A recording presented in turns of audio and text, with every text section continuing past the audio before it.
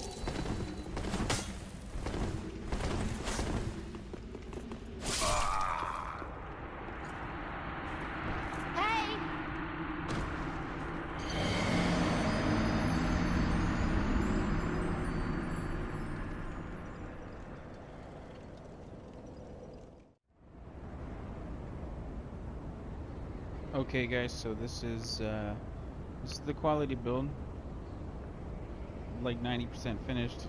You know, like I was talking about, I need the rings, and I need to finish collecting weapons that I want to use.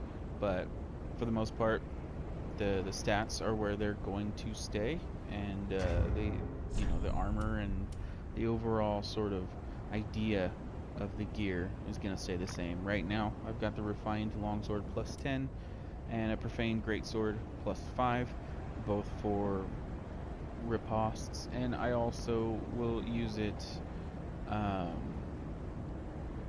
just as a second weapon, because sometimes you need hyper armor.